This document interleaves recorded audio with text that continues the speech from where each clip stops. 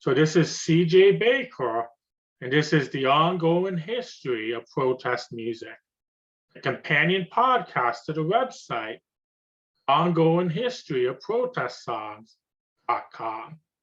So my special guest is Mystery, a hip hop artist based in Sydney, Australia, who's also part of a collective of other like-minded artists who make protest music.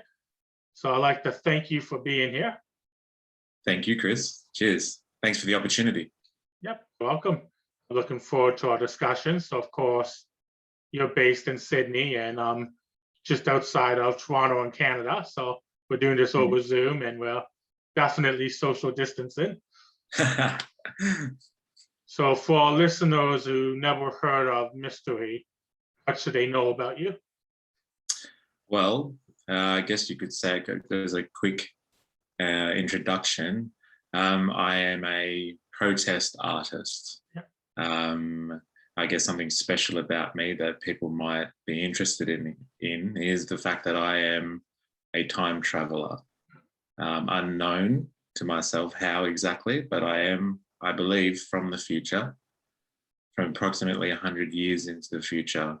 And I woke up here in the year 2020, as far as I can put together. And since then, I've been basically on a voyage of discovery, trying to understand this time and what happened to me exactly.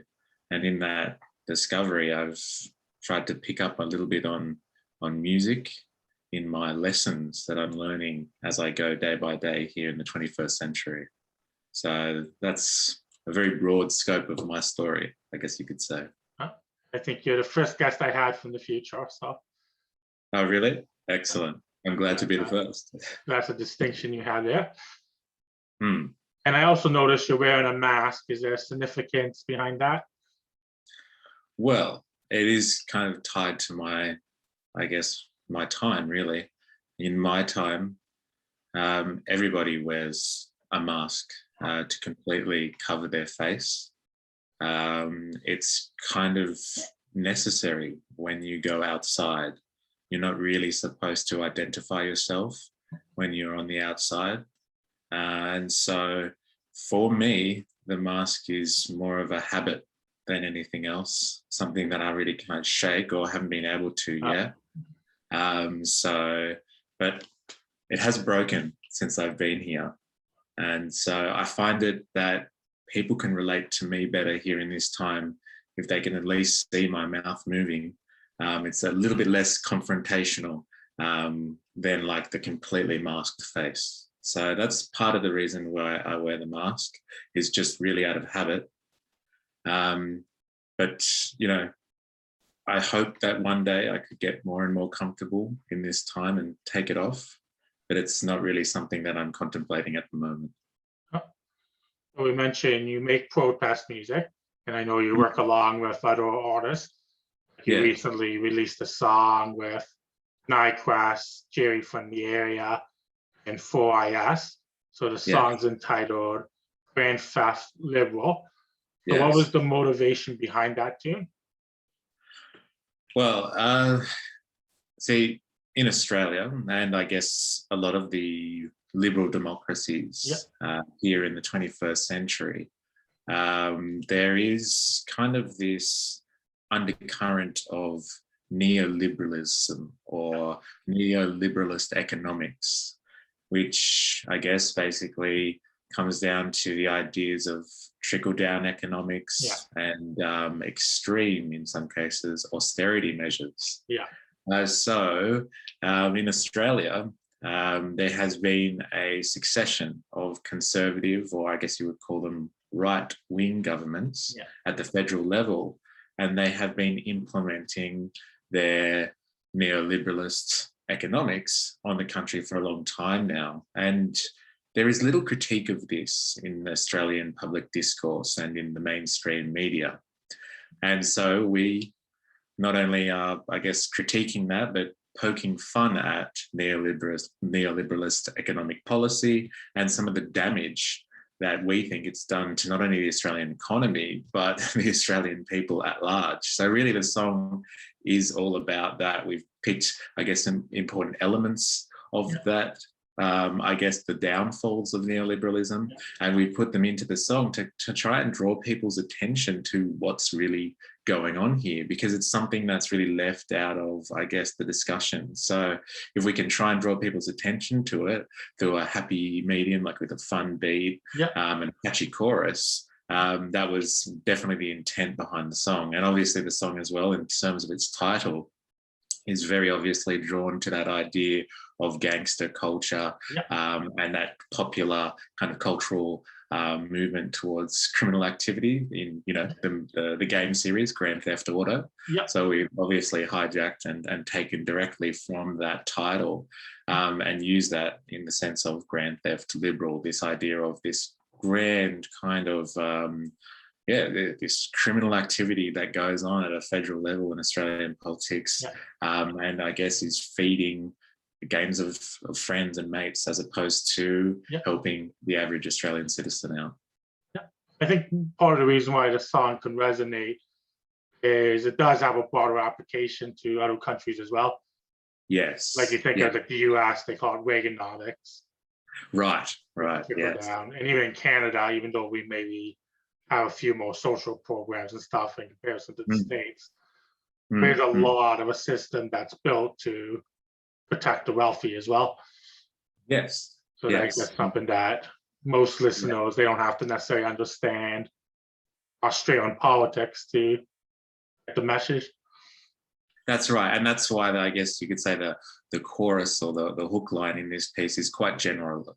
It's quite easy in its application across many liberal kind of democracies across the Western world, because they've all adopted this mantra, this idea of, you know, trickle down, you know, give everyone at the top just enough, and don't worry, all the crumbs will fall down to the rest of people at the bottom. But we know over time and research that like this really isn't happening. So we thought that this was a creative way to draw people's attention to it. And yes, you're right, it completely has an international application.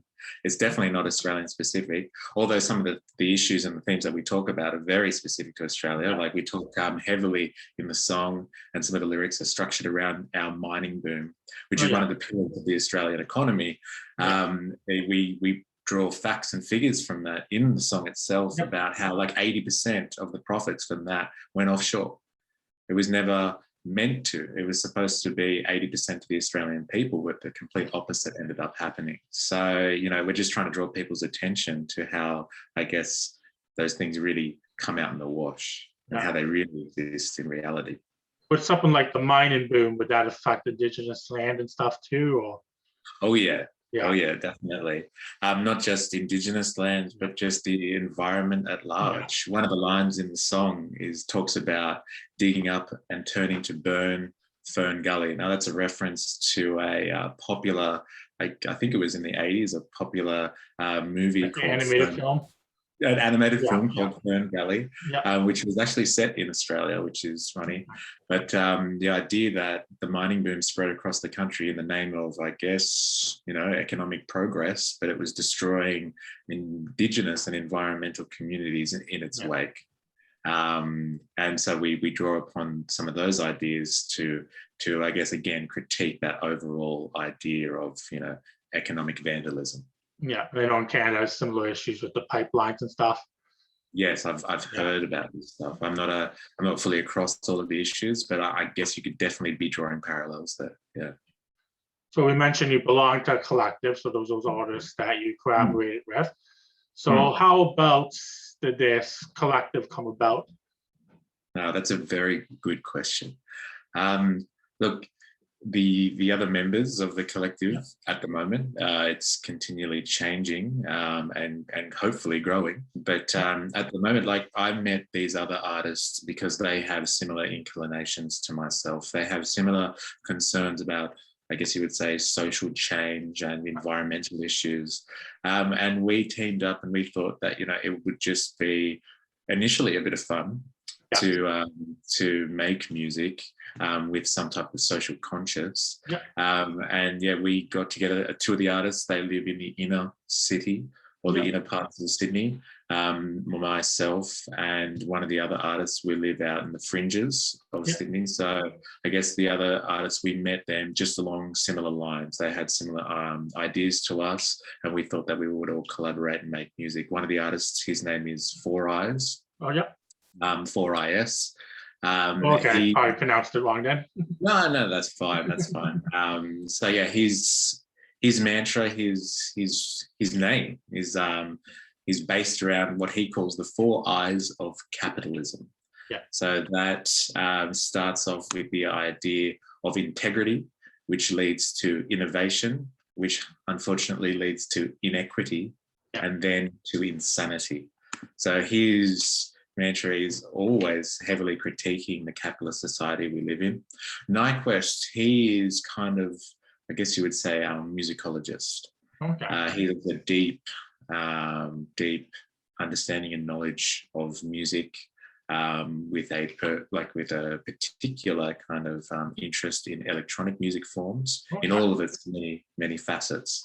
And then we have Jerry from the area, who's kind of our bohemian kind of artist. He lives in the inner city of Sydney, and he just loves music and what he calls rhythm and poetry, which people affectionately call here rap. Yeah. So he's kind of our rap master and our rhythmic master. Yeah. So yeah, we came together just to try and, I guess, combine forces, if you will, to produce music that really speaks to people, hopefully. And you mentioned like the fact that it has a serious message, but you enjoy yourselves as well. I know that's something that even comes across. Like I watched a couple of the videos, like especially Grand Theft Liberal. You obviously are having a fun time making that as well. Oh yeah, definitely. There's got to be an element of fun in it, because the idea, like from an overarching sense, from at least my perspective anyway, I don't know if I could speak for all of them, but music for me in this society, in this culture here in the 21st century, is a medium that, I guess, speaks to people that might be apathetic towards politics in general, apathetic towards large social issues. So if you could potentially speak to them through a medium that they enjoy anyway, and you can have fun doing it but spread a message, that would be the ultimate way, we believe, to educate people and just get them on board and thinking about critical issues. So us having fun doing what we're doing, making beats, making catchy tunes and interesting like rhythms, that's got to be forefront if we're going to spread an effective message. So we've got to have fun and make it fun for people as well. Yeah, it's like it's a way to hook people. What was that, sorry? It's a way to hook people. So initially maybe they're in for the beats, and then and they're like, oh yeah, they're saying something. Yes, and that's hopefully the progression that we're looking for there. That people will be like, hey, this is cool, I'll listen to that. And then wait a minute, what are they actually talking about? And then hopefully in itself, that's organic, that process, not just for the person, but for a community of people. They'll be like, hey, you should listen to this, but also have a listen to what they're talking about. And hopefully it organically can spread from there. Yeah, I think you're a good, effective job of that. Thanks. I know another song you've worked on with Four Eyes and Nyquist, the track called Kev Says. Oh yes. So what is that song about? That song is it's quite different. I guess if you could call Grand Theft Liberal an economic hit piece, then King Kev is the complete opposite. That's a glorification piece. This is getting very much into Australian politics here. Yeah, but, that's part of the reason why I asked, because I didn't quite get the reference there. So. Right. Okay. So Kevin Rudd is his name, and he was one of the. He was an Australian Prime Minister. He came into power in 2007, and he was responsible for helping, I guess you could say, Australia out of the global financial economic crisis, the GFC. And so little in the mainstream media is attributed to the fact that he was able to stave off kind of the worst effects of the GFC to the Australian people. He's received heavy criticism, I guess you would say, and he was eventually he was taken out of Parliament by infighting within his own party.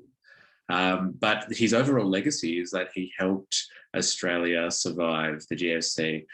Moreover than that, he has quite a legacy on environmental matters. His stance on climate change, and I guess the need to address issues on environment. He's always been kind of instrumental in that sense. Even back, we're talking about like 15 years ago now.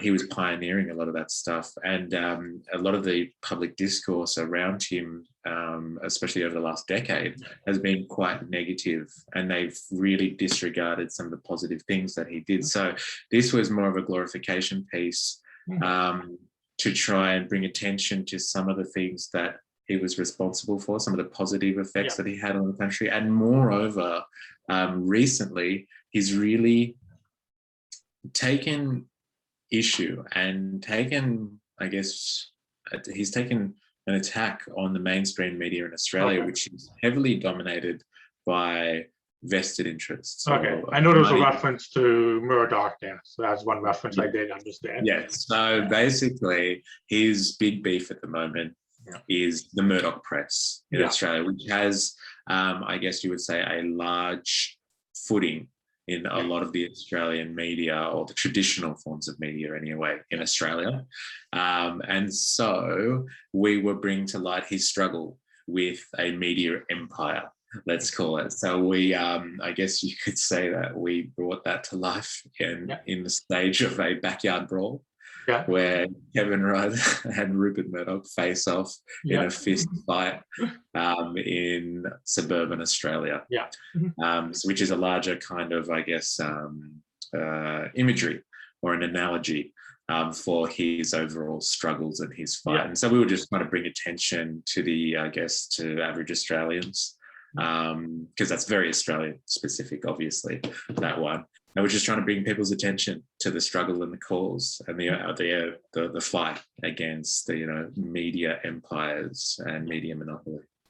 And some of the issue of media monopoly does expand beyond Australia. So an issue that can still again, it's another, I think, yes, you're right, it's another issue that definitely has international reach, but more than, I guess, Grand Theft Liberal, it's a bit more esoteric. It's a bit more specific to the Australian political landscape. Even that works because, like, for example, like I mentioned, not understanding all the aspects of Australian politics. So it's a way of educating myself or others educating themselves. Yes. Because if I wasn't interviewing you, I probably would have Googled it. Yeah, right. And that's the that kind of organic kind of grassroots kind of touch that we're trying to have, and effect that we're trying to have here. If it spurs just a little bit of interest because it was funny or it was entertaining or it was empowering or it impassioned you to do something, then that's the idea. If you get out then and read a book about it or Google it or do a bit of research and it just, I guess, it sparks your interest just a little bit, that's all that we could ever want with our music. So we just hope that one day it can have that effect. Yeah.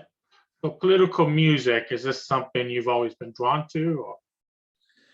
Well, look, see, ever since waking up here, like music in my time, it's I guess you could say it's like a computer algorithm or it's a computer computation. It's not about human expression. There's hardly any human element in music, I guess, apart from the fact that humans once gave these computers the means to replicate music or make it en masse in my time. And so when I woke up here and started listening to the human expression and the ability to, I guess, empower people through the emotion that's contained within music, I started to think to myself, look, how do I stop my future from happening? How do I stop it from coming about if that is the linear progression from today in the 21st century to my time. How do I do that? And music was just something that spoke to me. It fascinated me how people are able to just capture so much in such a little space of time, transfer a message, and get people moving and going. And so I thought, look, music is the medium. That's what I want to use. That's the thing that's going to help me spread a message to people. I'm not just going to get up in a pulpit or my soapbox and start preaching to people. I might as well use a medium that might help me connect with people in a society which I think has been very much turned off to political thinking and protest forms and organizing, really. So if people can start to understand organization better, and start to turn themselves on again, I think music is potentially the way to get a large group of people thinking again. Yep, definitely a powerful medium. Mm. And in connection with that medium, is there any artists in particular that have influenced your music? Look, in the short time that I've had here to really, I guess, delve into the mass amount of music that is available in this time, it's been difficult for me to really, I guess, draw upon just particular artists in a protest sense. Obviously, like just the discovery of music in itself has been large enough and big enough for me. Like I've taken a lot of inspiration from like hip hop music or even electronic dance music. But like the taste and the thirst that I have for music isn't limited to like what I call urban music. Those forms, it goes across the spectrum. But if you're asking like from a protest sense, if there's any influence I've taken recently, I have delved into and listened to a lot of Paul Robeson. Yes, Paul Robeson, I find is his music, well, it's not his own, it's really from a larger political movement. His music speaks to me very well, and some of the message that he gets across in his music, it's clear and it's on point. There's no hidden kind of underlying themes there. He's directly speaking about social issues, social change, and organizing people, and the way that he presents himself in it, and he exchanges between poetry and music and spoken word. It's very influential to me. You might not be able to see that directly in the music that we're making, but I find him to be an absolute inspiration. Joan Baez is another person. I guess she would be is a little bit more musical in the way that she expresses herself. It's not just power ballads but like she's another great influence of mine. These are two, I guess, examples that are well outside of the reaches of hip hop and electronic dance music. But yeah, from a protest sense, those are two big influences for me at the moment. Okay, and that's part of the reason why I like to ask the question, because quite often people name artists that on the surface you wouldn't necessarily guess. Right. Yeah. But those are obviously two important artists when you look at the historical developments of protest music.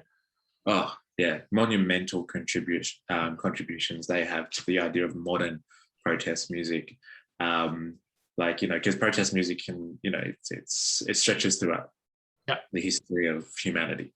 Wherever there's been, I guess you would say, oppression, there's been forms of protest music. From a modern sense, I'm definitely enjoying the works of Paul Robeson and Joan Baez at the moment.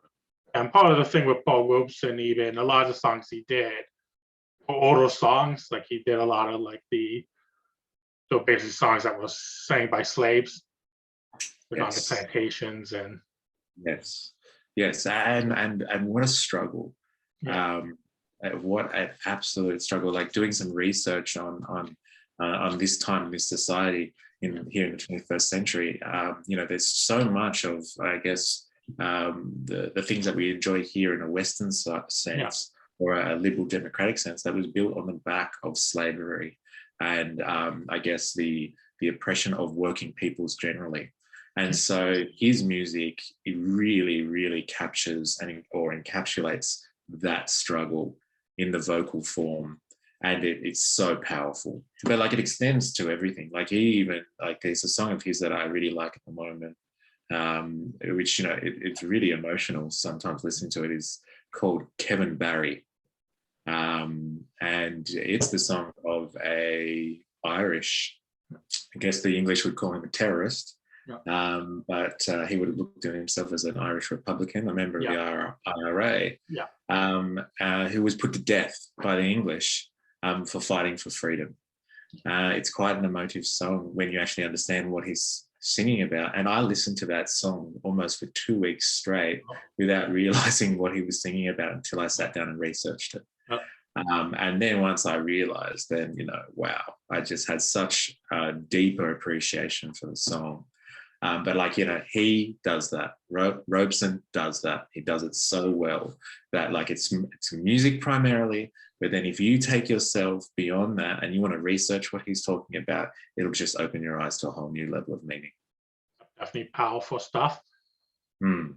And thinking of your music, is there any new music that you've been working on? Oh, yeah. We are always working on stuff in the background.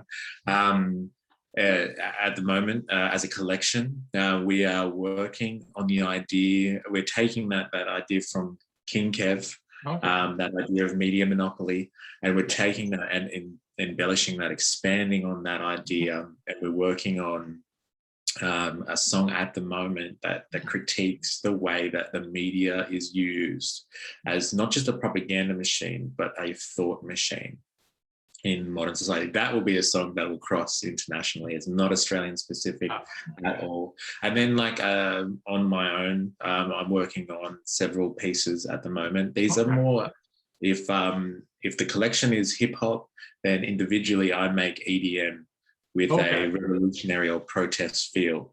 And so I've got a couple of tracks in the works at the moment with a kind of a house or an electro vibe that will have kind of a revolutionary kind of protest undercurrent to them. And hopefully they're coming out over the next couple of months. So I'm excited about that. Oh, so a lot to look forward to. So you're going to be releasing them mainly as singles, or? Good question. See, originally when I started looking at like music as a medium to express myself in, like, I guess albums have always traditionally been a good way of putting a body of work out to people so they can consume it and really think about it. But, in the current climate, the current way of music production and music enjoyment, and I mean that through like the ideas of streaming services, not just like Spotify, but even how people just enjoy music on YouTube. I think singles are the way to go for the foreseeable future. And so, yes, I will be releasing things as a group of, as a progression of singles. And then maybe, collectively as an album later. But at the moment, I just want to try and bash out as much music as I can. I guess there probably is that sense that once it's done, why hold on to it? What was that, sorry? Once the song's completed, there's probably a sense of why hold on to it. Yeah, absolutely. Get it out there. Absolutely. Yeah, because like a lot of the artists struggle, I find, internally. Is the idea of, from a musical perspective, I don't speak about all art forms, but when to release something, when to let go of something, and like you have to sometimes just to be able to move on to the next piece, you have to get into the habit of releasing and just moving on, so you can continue to extend your body of work, so people have more to consume and understand. So singles are the way to go. So a lot of new music to look forward to. Yeah, absolutely. In the near future. So I definitely enjoyed our discussion. Before we conclude, is there anything else you want to plug or anything else you want to mention? Look, not particularly. I just want to thank you actually for the opportunity. This is the first podcast that I've ever been a part of. And I just want to say thank you as well to your audience and whoever's listening out there, taking the time to hear us both out. I think it's important for people to get involved and just be interested. You don't have to get involved in a large way. As long as you're consuming, you're questioning, and you are thinking, we are the people that are eventually going to change the world and stop, hopefully stop the future that I'm from happening and coming to pass. Yeah. So thank you to everyone out there. And thank you, Chris, for doing stuff like this. Yep, you're welcome. And is there any social media you want to mention or websites or anything? Yeah, look, people can find me on Facebook. I'm on Okay. Instagram. I'm on, just those to try and keep my presence there so people got something to relate to if they need to. Okay. So yeah, you can find me on Facebook. You can find me on Bandcamp too. The music's out there. And I can give you some links, Chris, if you want to put it up on your website or anything like that. And that would be a big help. Yeah. That'd be good. So I know your name, it's MR_E. So is that where they would find you on Facebook and those other places? That's how you'll find me. Yeah, so MR_E, that's pronounced mystery. Yeah. Yeah. Excellent. So thanks again. And I'll definitely encourage my listeners to check out your music and to check out those links there.